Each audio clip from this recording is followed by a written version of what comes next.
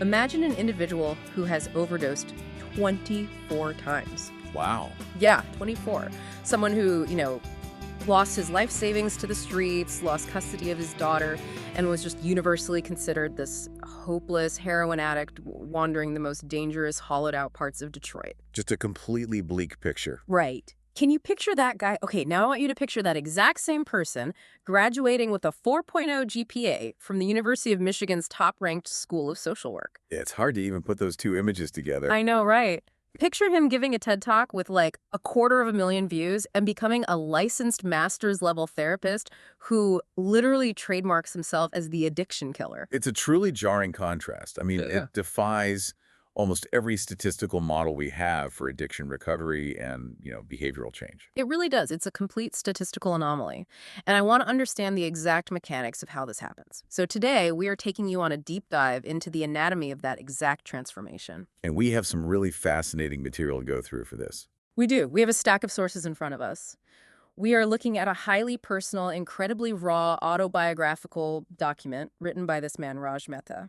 We're also looking at his official trademark documents, his custom apparel designs, and a nod to his Ask the Therapist YouTube channel. Yeah, and we really need to view all of this through a sharp psychological lens. Because as we analyze his own words and his clinical practice today, it becomes super clear that this isn't just, some inspirational story of survival. There's more than that. Exactly. It is a masterclass in how extreme liabilities, so severe trauma, a complete lack of fear, an intimate knowledge of criminal networks can actually be inverted and forged into these highly specialized psychological tools. I love that framing. Our mission today is to take you on this deep dive into the anatomy of addiction, trauma, and ultimate redemption. We are going to decode how someone survives the darkest underworlds imaginable, only to emerge as this uniquely equipped healer. It's quite the journey. It really is. Okay, let's unpack this, because usually when we talk about a therapist, we picture, cardigans, soft voices, framed diplomas on the wall. Right, the very clinical, very safe aesthetic. Exactly. But if we look at Raj's current methodology, he is operating in a completely different universe. He absolutely is. I mean, if you look at his branding, he has officially trademarked a logo registration number 4,901,1005 for those keeping track at home. Gotta love the official documents. Right. And it's an image of two fists with the words drug-free tattooed across the knuckles, accompanied by the motto, "Fortune favors the bold." That is intense for a therapist. Yeah. And he designs custom apparel, too. Shirts featuring a literal middle finger to addiction, angel wings, and the Serenity Prayer. He actively calls himself a licensed addiction killer, bona fide karmic hustler, and certified recovery gangsta. Okay, I have to admit, when I first read that in the sources, I was pretty skeptical. Oh, sure. Wait, I'm stuck on this. Isn't that just a gimmick? I mean, how does a master's level clinician justify calling himself a karmic hustler in a professional medical context? It totally sounds like a gimmick until you understand the clinical mechanism behind it. Think about the specific population he is treating. Standard clinical training is highly effective for a lot of things, but it can only take a therapist so far when you're dealing with severe street-level addiction. Because they've seen things the textbooks just don't cover. Exactly. When Raj sits down for an intervention with, say, a suburban teenager who is strung out on heroin, screaming, throwing a tantrum, manipulating their parents, Raj's heart rate doesn't even spike. He doesn't sweat. Because he's negotiated with armed sociopaths in basements? Yes. He has immediate, unbreakable credibility with his clients. He tells them, I will out-talk you, out-think you, and out-pray you into rehab. Yeah. The persona isn't a costume at all. It's a precisely calibrated therapeutic tool. That bridges the gap between the textbook and the street. Right. It immediately bypasses the addict's defense mechanisms because they look at him and realize, oh, I cannot con this guy. Wow. So to really understand how those clinical tools work, we have to understand the forge they were made in. And looking at Raj's autobiographical notes, long before he ever touched a drug, his life was already defined by this profound sense of alienation. We're talking about heavy generational trauma. Yes, his background is incredibly complex. He was born biracial in the U.S. to immigrant parents.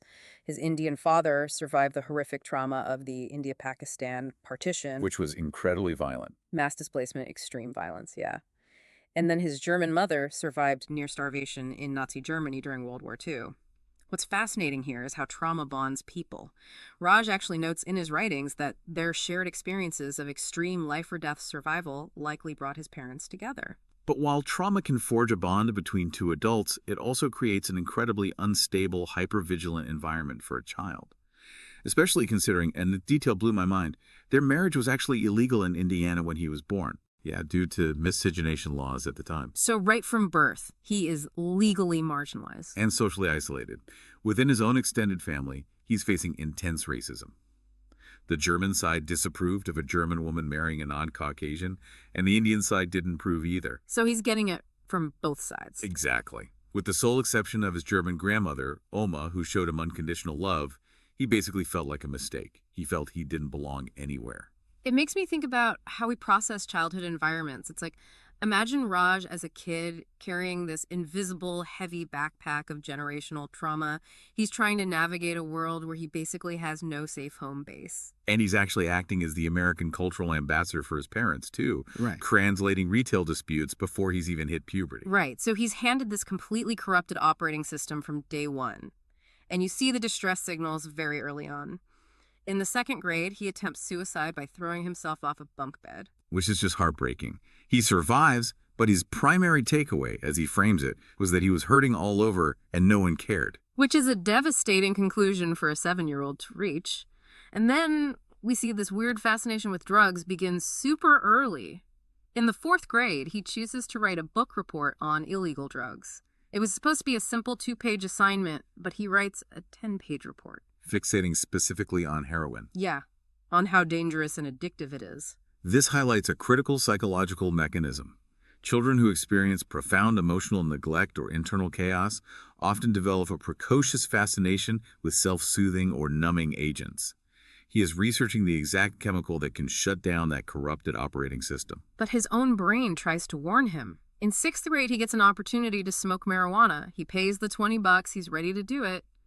But that night, he has this terrifying, vivid nightmare that drugs completely ruin his life. And it actually works, right? Yeah, it scares him so badly he demands his money back and actually stays clean through all of middle school. It demonstrates a massive internal conflict.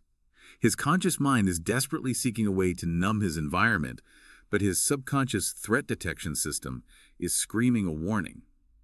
However, as he transitions into his teenage years, that internal isolation pushes him to actively seek out an external tribe. And he finds it in the most dangerous places.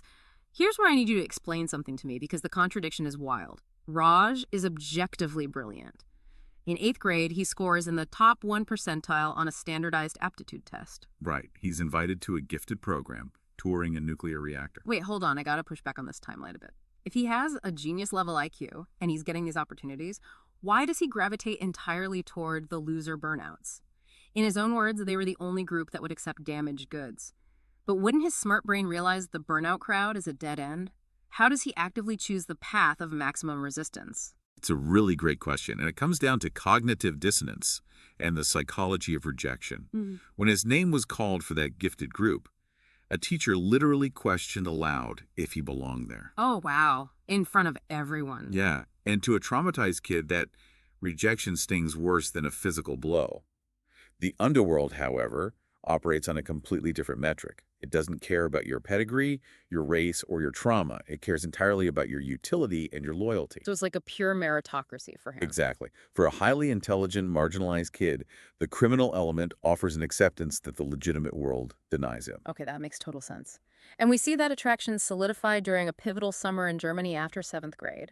He goes to stay with family to escape the chaos at home, and he meets Uncle Kurt. Right. Uncle Kurt is a 28-year-old artist who looks like a rock star, drives a sports car, and has a room covered in contemporary art and human skulls. To a 13-year-old Raj, this guy is the ultimate blueprint for success outside the system. But Kurt's wealth isn't from art. He is secretly smuggling heroin. He's flying to Thailand, befriending local police, buying heroin directly from them, and smuggling it back to Germany in resealed cough syrup bottles. It's a highly sophisticated operation. And there's this turning point moment. Kurt gets emotional over a partner who disappeared with a massive amount of cash. He pulls out a syringe, shoots up heroin right in front of 13-year-old Raj, looks him dead in the eyes, and says, Don't you ever do this. Psychologically, this is a textbook case of how role modeling works in reverse. We often think that verbal warnings from authority figures dictate a child's behavior. But behavior is actually driven by observed outcomes. So the warning doesn't even register. Right. Raj hears the verbal warning, don't do this, but what does he actually see? He sees wealth, glamour, rebellion, and in that specific moment, he sees the sheer, absolute physiological relief wash over Kurt's face when the drug hits. Raj watches his eyes roll back and his internal monologue says, we need to feel like that one day. The mechanism of the drug's relief completely bypassed the verbal warning. Hmm. That is chilling, and it sets a terrifying trajectory. By 10th grade, Raj is back in Michigan, dealing drugs, carrying weapons, and hanging out at gyms in the heart of the Detroit ghetto. And then the police catch up to him. Plainclothes detectives Haggerty and Crawford pull guns on him at his suburban bus stop. And his reaction here is exactly what we were talking about earlier with his trauma. This is where we see the clinical manifestation of conduct disorder. Which is what, exactly? Conduct disorder in adolescence is characterized by a repetitive pattern of behavior that violates the basic rights of others or major societal norms. But neurologically, chronic trauma rewires the amygdala, the brain's threat response center. When the detectives order him to the ground at gunpoint, a normal teenager would feel mortal terror. Raj feels embarrassed. Right, because his neighbors might see him. He refuses to lay down because the grass is wet. He literally tells officers with drawn weapons to go ahead and shoot him, but he is walking to the dry pavement. Exactly. His threat response system is so miscalibrated that social embarrassment registers as a higher priority than a loaded firearm. He's arrested, charged with 4 felonies, and sent to Children's Village, which is a maximum security juvenile prison. And he's facing a staggering $100,000 cash bond, surrounded by dangerous predators. It's the ultimate crash course in underworld survival. Think about the paradoxes in your own life for a second, right? We all have conflicting desires, trying to balance who we are with who we want to be. But Raj's duality was on an extreme lethal spectrum because he actually survives juvie, gets probation, and then attempts this bizarre balancing act. He is actively trying to run healthy software on that corrupted operating system we talked about. Yes, he tutors at-risk kids at the Boys and Girls Club. He wins a Troy Community Service Award. He is literally eating dinner at a banquet with the exact same judge who sentenced him. He notes in the sources that he was the first person to sell human growth hormone, Pertropin, in Michigan.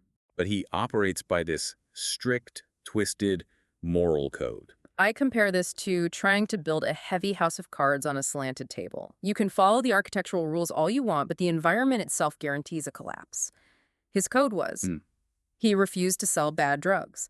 So no heroin, no meth, no crack. Only what he considered clean stuff. Right. And he explicitly refused to sell to women because he had seen how it destroyed them. And he refused to sell to anyone under 18. It's an attempt to manufacture control in a fundamentally uncontrollable environment. He's trying to be a righteous criminal. He's also desperately trying to build a legitimate escape route through music. Oh, yeah. He was a virtuoso musician, playing 4 instruments, writing hit songs at 15. He even worked at 54 Sound, the same studio where Eminem's producer worked. He genuinely cared about the art. But as we said, the table is slanted. And a collapse is brutal. Before he even graduates high school, his teenage girlfriend gets pregnant. She later finds out was part of a bet her friends made. Which is just awful. And then his beloved drummer and close friend Tim commits suicide.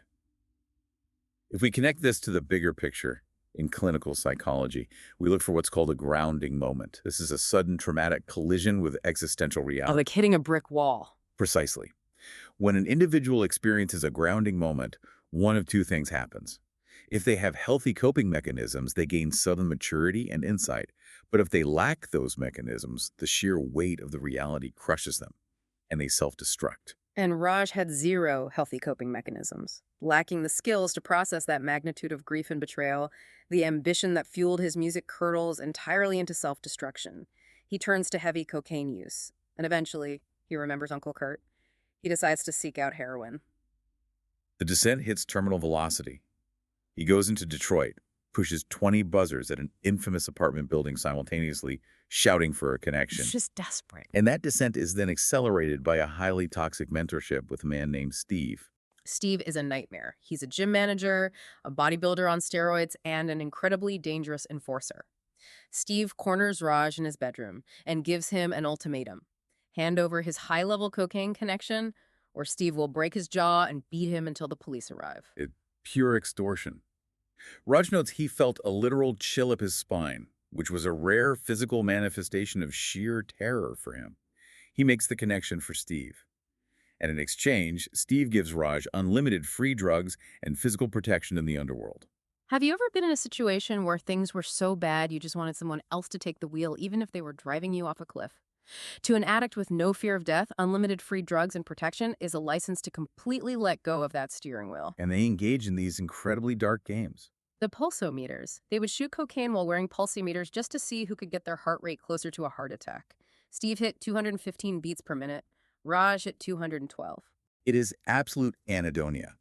Baseline reality has become so painful and empty that they have to push themselves to the absolute razor's edge of death just to feel a fleeting sense of existence. And the physical toll is wild. Raj suffers 24 hospital overdoses. He loses custody of his daughter and is hit with a $40,000 back child support bill. Doctors actually threaten to commit him to psych wards because they recognize the suicidal ideation behind his drug use. And Steve eventually commits suicide, facing a needed heart transplant from the cocaine abuse, which leaves Raj entirely untethered, running with paroled convicts and armed sociopaths until the breaking point finally arrives. Or rock bottom. It's his birthday, May 14th, 2007. He is sitting in an abandoned house in Detroit with $50 to his name, and the dope man cuts him off. Being cut off by a street-level dealer in an abandoned house is the absolute floor of rock bottom, but it serves as the ultimate catalyst. The next day, he goes to Brighton hospitals for detox, and this is where the physiological reality of addiction takes center stage. The detox sounds medieval. He is diagnosed with polysubstance abuse disorder. He is kicking 8 different substances simultaneously: heroin, methadone, OxyContin, cocaine, Valium, Ambien. I mean, he is vomiting so violently, he's nearly tearing his stomach lining. Let's explain what polysubstance abuse disorder actually means for the body. This isn't just using a lot of drugs. Different substances hijack entirely different neural pathways. Right. Opiates suppress the central nervous system, while cocaine hyperstimulates it. When you withdraw from 8 substances at once, your brain's receptors are misfiring in every conceivable direction. The autonomic nervous system goes into absolute chaos. Which is why the medical staff insists he takes Suboxone. They tell him it's a standard medication used to ease opioid withdrawals, and without it, he only has a 5% chance of staying clean. But according to his account, Raj aggressively refuses. He actually fakes a severe allergy to it. Yeah, telling the doctor it makes him turn red and shake, just to get them to stop offering it. Yeah? I want your take on this. Was Raj's refusal of Suboxone an act of pure, irrational stubbornness? Or did he possess this profound self-awareness that any comfort medication would just be a loophole for his addiction to exploit? Based on his writings, it was absolutely a profound self-awareness of his own cognitive loopholes. He explicitly states he knew Suboxone was a trap for him. The addiction cycle in his brain was so deeply entrenched that if he took even one pill to ease the physical agony, his brain would interpret that as a victory for the addiction. Like giving an inch to a monster. Exactly. The cycle would just restart. He realized he had to feel the unmitigated fire to know he had truly survived it. The physical toll is staggering. He didn't eat solid food for 7 days. He endured what he called 4 shirt nights, sweating through 4 t-shirts every single night just trying to sleep. And the psychological toll was just as heavy. Right. For 60 days, he keeps a loaded 9mm hollow point gun on his dresser. He says it provided him a twisted comfort, knowing that if the pain got to be too much, he had an exit. But he never picks it up. He just stares at it and suffers. And this is where his recovery diverges from standard clinical models. He credits his survival not to textbook therapy, though he obviously mentored that later, but to outpraying everyone. He frames his survival as a raw, spiritual grit. He had to face the absolute bottom of his own corrupted operating system without a single buffer and consciously rewrite the code. And the rewrite is a complete transformation. In just 3 years, he goes from a patient vomiting in detox at Brighton Hospital to working there as a therapist. It's a phenomenal turnaround. He gets his master's degree from the University of Michigan with a 4.0 GPA. So what does this all mean?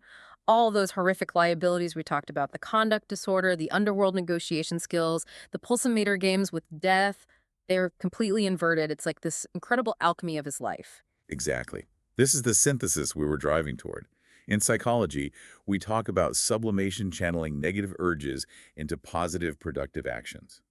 Raj took the exact traits that made him a highly effective, fearless criminal and sublimated them into becoming an unrelenting therapist. Because he knows all the tricks. He knows every lie, every manipulation, every nuance of the lifestyle because he designed many of them. This raises an important question about clinical training. Standard training can only take you so far, but Raj bridges the gap between the textbook and the street. He really does. He can look a struggling mother or a famous rapper in the eye and say, I have been exactly where you are and I found the way out. He says himself, when addiction kills one person that I care about, I get 10 people sober in their honor. It's a powerful mission statement, and it forces us to completely reevaluate what society views as a lost cause. From the biracial kid carrying the heavy trauma of his immigrant parents, to the teenage prodigy running the streets, to the 24 overdoses and the brutal unmedicated detox. Every single one of those experiences was recycled. Recycled into the exact tools he needed to pull others out of the abyss. Because ambition and resilience, the refusal to say die, can literally rewrite a destiny. Raj's story leaves you with this incredible sense of the human capacity to endure, adapt, and transform, which leaves us with a lingering thought for you to ponder. Think about how we normally view addiction, trauma, and chaos. We treat them as diseases to be eradicated or stains to be hidden. But if those exact darkest underworlds are the very fires that forge the most effective, unshakable healers, does that mean true empathy and the raw power to save others can only be bought with our own profound suffering? Could a normal, safe, untraumatized life ever have produced a Raj Mehta? It makes you wonder about the corrupted code and the broken experiences in your own life. Maybe a goal isn't just to fix the glitches, but to see what kind of specialized tools you can build from the wreckage. Until next time.